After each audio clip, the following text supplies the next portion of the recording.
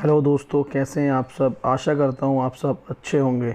तो आज हम ये कहानी सुनने जा रहे हैं, पति पत्नी के झगड़े। हर शादीशुदा जोड़े को पति पत्नी के झगड़े की ये कहानी एक बार ज़रूर पढ़नी चाहिए और सुननी चाहिए। इस मार्मिक कहानी को पढ़कर हो सकता है आप अपने जीवन साथी की कीमत समझ जाओ और आपके बीच होने वाले झगड़े कम या ख़त्म हो जाएं। तो हम शुरुआत करते हैं। प्रज्ञा, समर्थ ये वीडियो देखो कितना कॉमेडी है। समर्थ, प्रज्ञा प्लीज़ मुझे मेरा काम करने दो, मुझे परेशान मत करो। ऐसी फालतू बातें सुनने के लिए मेरे पास तुम्हारे जैसा फालतू वक्त नहीं है। प्रज्ञा, समर्थ आजकल मेरे लिए तुम्हारे पास टाइम ही नहीं रहता और तुम्हें मेरी सभी बातें फालतू और गलत ही लगती हैं। तुम्हारी नज़रों में मैं इतनी ही बुरी हूँ तो तुमने मुझे प्रपोज़ करके शादी क्यों की। समर्थ, हाँ भूल हो गई मुझसे, लेकिन अब क्या फ़ायदा यह सब बोल के कि हुई भूल अब निभानी तो पड़ेगी ही ना ज़िंदगी भर। समर्थ के ऐसे शब्द सुनकर प्रज्ञा की आंखों में आंसू आ गए। प्रज्ञा, ठीक है तो फिर तुम्हें मेरे होने से इतनी ही तकलीफ़ होती है तो मुझे लगता है कि हम अलग हो जाते हैं। दोनों की ये बातें चालू थी तब अनु का कॉल प्रज्ञा के मोबाइल पर आया। अनु समर्थ और प्रज्ञा दोनों की कॉमन फ्रेंड थी। प्रज्ञा अनु का कॉल उठाती है लेकिन अनु कॉल पर रो रही थी। प्रज्ञा, अरे बोलना कुछ, क्या हुआ? आंटी की तबीयत अच्छी नहीं है क्या? अनु, माँ की तबीयत अच्छी है प्रज्ञा। ऐसा बोलकर अनु फिर से फूट फूट कर रोने लगी। ठीक से बताओ आखिर क्या बात है, मुझे अभी डर लग रहा है। अनु, जल्दी बताओ क्या हुआ। अनु, प्रज्ञा राहुल। प्रज्ञा, क्या हुआ राहुल को? अनु, प्रज्ञा, कल रात को कश्मीर में आतंकवादियों के साथ गोलीबारी में राहुल को 4 गोली लगने से राहुल शहीद हो गए। अभी अभी फ़ोन आया, उनकी बॉडी विमान से ला रहे हैं। यह सुनकर प्रज्ञा की पैरों तले ज़मीन खिसक गई। प्रज्ञा, अनु हम दोनों अभी आते हैं तुम्हारे पास, तू संभाल खुद को और आंटी को भी, हम पहुंचते हैं जल्द से जल्द उधर। ऐसा बोलकर प्रज्ञा फ़ोन रख देती है और समर्थ को राहुल और आतंकवादियों में हुई फायरिंग और राहुल के शहीद होने की बात बताती है। समर्थ भी उसकी बातें सुनकर सुन्न हो गया, लेकिन तुरंत वे दोनों अनु के घर जाने के लिए रवाना हो गए। अनु के घर पहुंचते ही दरवाजे में ही अनु प्रज्ञा के गले लगकर रोने लगी। अनु, प्रज्ञा कल सुबह ही तो हम दोनों ने उनसे बात की थी वीडियो कॉल पर। वो कह रहे थे कि छुट्टी सेक्शन हो गई और अगले सप्ताह वो घर आ रहे हैं। ये बातें बोलकर वे इतने खुश थे और रात को अचानक ऐसा हो गया। प्रज्ञा, संभाल खुद को, तुम्हें तकलीफ़ होगी, प्लीज़ संभाल खुद को।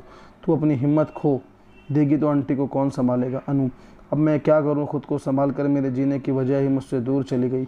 अब किसके लिए जीऊं मैं? बस 6 महीने ही हुए थे हमारी शादी को और शादी होते ही 15 दिन में वे ड्यूटी पर निकल गए। एक दूसरे को समझने के लिए भी वक्त नहीं मिला। प्रज्ञा, इतने सपने देखे थे हम दोनों ने, हमारे बच्चों के लिए, नए घर के, एक दूसरे के लिए, बहुत सारी बातों के सपने देखे। अब सारे सपने अधूरे रह गए, हमें वक्त नहीं मिला प्रज्ञा, वक्त ही नहीं मिला। थोड़ी देर में राहुल की बॉडी तिरंगे में लपेट कर घर पर आ गई। शासकीय इंतजाम में राहुल का अंतिम संस्कार हुआ। सभी विधि खत्म होने पर समर्थ और प्रज्ञा अपने घर वापस देर रात तक पहुंच गए। प्रज्ञा, समर्थ तुम खाना खाने वाले हो क्या? मुझे तो भूख नहीं है। समर्थ, नहीं, चाय बनाओ, हम बहुत सर्दी हो रहा है, कुछ समझ में नहीं आ रहा। प्रज्ञा दोनों के लिए चाय बना कर ले आती है। चाय पीने के लिए दोनों शांति में सोफे पर बैठते हैं। समर्थ, सॉरी प्रज्ञा, मैं सुबह तुम पर बहुत चिल्लाया। अरे क्या करें, वर्क फ्रॉम होम होकर भी इतना प्रेशर होता है और इस वजह से मैं इतना चिड़चिड़ा हो जाता हूँ कि उसका गुस्सा तुम पर निकलता है। I am sorry Pragya. Pragya, Samarth sorry मत बोलो, मैं भी गलत थी, मैंने भी ज़्यादा ही बोल दिया था कि हमें अलग हो जाना चाहिए, मुझे ऐसा नहीं बोलना चाहिए था। समर्थ, प्रज्ञा तुम्हारा गुस्सा भी सही है, मैं तुम्हें वक्त दे पाऊँ इतनी सी तो तुम्हारी इच्छा होती है। प्रज्ञा, हाँ, लेकिन मैंने भी तुम्हें समझाना चाहिए था। समर्थ, तुम्हारे काम का प्रेशर ना समझते हुए मैं अपना ही गुस्सा तुम पर निकाल रही थी। समर्थ, इट्स ओके प्रज्ञा, हम दोनों ही अपनी अपनी जगह सही थे, बस हम दोनों एक दूसरे को समझ नहीं पाए। प्रज्ञा, समर्थ, अनु के वह शब्द अभी भी मेरे कानों में गूंज रहे हैं, हमें वक्त ही नहीं मिला। प्रज्ञा, हमें मिला हुआ वक्त को इतना ग्रांटेड लेते हैं ना। समर्थ, सच में प्रज्ञा, हमें जैसे एक दूसरे के साथ रहने के लिए वक्त मिलता है वैसे हर किसी को नहीं मिलता। वह टाइम मिले इसके लिए बहुत लोग कितना प्रयास करते हैं, लेकिन कोई परिवार की जिम्मेदारी तो कोई देश के प्रति जिम्मेदारी को निभाने में व्यस्त रहता है और हम इस मिले हुए वक्त में क्या करते हैं, एक दूसरे की गलती निकालने की कोशिश करते रहते हैं। प्रज्ञा, सच में समर्थ, अनु और राहुल की ज़िंदगी देखकर समझ में आता है कि हम कितने सुखी और खुश हैं, लेकिन हमें उसकी कीमत ही नहीं पता। हम हमारी ज़िंदगी में छोटे छोटे दुख में उलझे रहते हैं।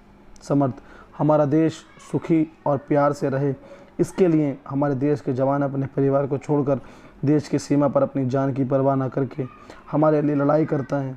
तभी हम यहाँ पर जाति, धर्म, पैसा, प्रेम, वक्त ऐसी छोटी बातों पर एक दूसरे से झगड़ा करते हैं। प्रज्ञा, हाँ, चलो फिर आज से हम एक दूसरे की भावनाओं की कदर करेंगे और प्यार का सम्मान करेंगे। एक दूसरे को समझने की कोशिश करेंगे। समर्थ, हाँ, और हम ये सुनिश्चित करेंगे कि हमारे सुख और खुशी के लिए जो जवान सीमा पर लड़ते हैं, जो शहीद होते हैं, उन्हें और उनके परिवार को सुख के कुछ पल दे सकें। हमसे जितनी छोटी देश सेवा हो सके उतनी करें और देश का कर्ज चुका सकें। बहुत ही बेहतरीन कहानी थी, सुनिएगा और जीवन में भी उतारिएगा। हमेशा हमारे लिए देश सर्वोपरि होना चाहिए। हमें धर्म, जाति, धन की वजह से नहीं लड़ना चाहिए। आपको वीडियो कैसी लगी कमेंट्स में ज़रूर बताइएगा। Thanks for watching this video.